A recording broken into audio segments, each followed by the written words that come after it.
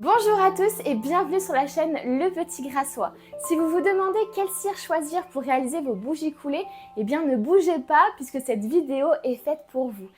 Effectivement, on va comparer 4 de nos cires les plus connues en mettant en avant leurs caractéristiques, mais surtout en les mettant à l'épreuve. Alors c'est parti! Pour commencer, pour réaliser n'importe quelle bougie coulée, il vous faudra un contenant. Là, j'ai choisi un contenant de base pour vous montrer correctement chaque cire, mais vous pouvez bien évidemment prendre les contenants de notre site qui sont bien plus jolis. Ensuite, il vous faudra une fragrance de qualité qui se diffuse parfaitement bien, et ça tombe bien puisqu'on en a plus de 250 sur notre site. Bien évidemment, il vous faudra également une mèche adaptée à votre contenant, et ici, j'ai choisi la TCR 2414. Pour bien la fixer, vous aurez besoin d'autocollants pour mèche, ainsi que d'un coupe-mèche pour bien la couper. Sont également nécessaires le bécher, la balance et le thermomètre pour savoir quand incorporer la fragrance et couler la cire. Et maintenant, place au plus important, la présentation des cires. On commence par la cire de tournesol qui est sans OGM, sans cruauté animale, qui est végane et qui vient d'Europe. Comme vous pouvez le voir, ces pastilles sont vraiment toutes petites et la cire est très blanche. On passe ensuite à la cire d'olive conteneur qui est sans OGM, sans cruauté animale et végane et qui vient d'Europe. Si on la compare avec la cire de tournesol, on voit qu'elle a un effet beaucoup plus brillant. On continue les comparaisons avec la cire de soja C3 qui est sans cruauté animale et qui est végane et qui vient des USA. Elle est ivoire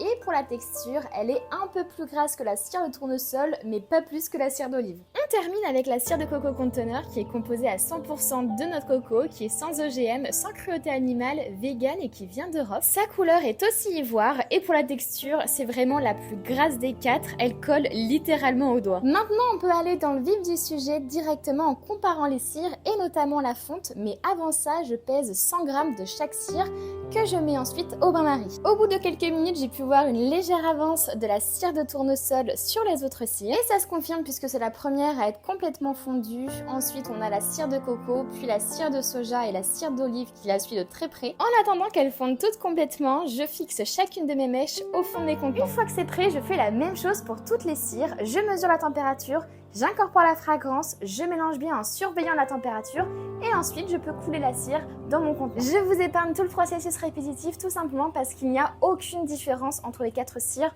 pour l'incorporation, le mélange et le coulage. Après quelques minutes, voici déjà le résultat. On remarque ici que même si la cire de soja qui est en 3e position a été coulée quelques minutes après la cire d'olive, elle a bien rattrapé son retard. Sans trop de surprise, les premières à avoir séché sont la cire de tournesol et la cire de soja, et les deux autres, la cire de coco et la cire d'olive, méritent encore un peu de temps. Et voici le résultat final dans le même ordre. Au niveau de la couleur, je remarque que la cire de tournesol et la cire de coco sont plus blanches que la cire de soja et la cire d'olive. Elles adhèrent toutes très bien aux parois et en plus de ça, elles sentent toutes très bon, je ne vois aucune différence olfactive. Pour ce qui est du rendu, la cire de tournesol et la cire de soja font un effet plus mat que les deux autres. Personnellement, j'ai une grande préférence pour la cire de coco puisqu'elle offre un effet vraiment parfait, très lisse, limite flouté par rapport aux autres. Je ne sais pas si vous le voyez à la caméra, mais en vrai, c'est assez fou la différence. Maintenant, c'est parti pour le test le plus important, celui de la combustion. Après quelques minutes, on remarque que la cire de coco et la cire de tournesol sont celles qui fondent le plus rapidement et que la cire de soja et d'olive sont au coude à coude. J'ai attendu un peu plus longtemps et j'ai pu effectivement remarquer que celle qui se consume le plus, c'est bien la cire de coco. En revanche, la cire de tournesol s'est stabilisée et s'est fait complètement rattraper par la cire d'olive. Quant à la cire de soja, c'est vraiment celle qui fond le moins rapidement. Pour le test de la diffusion du parfum, j'ai simplement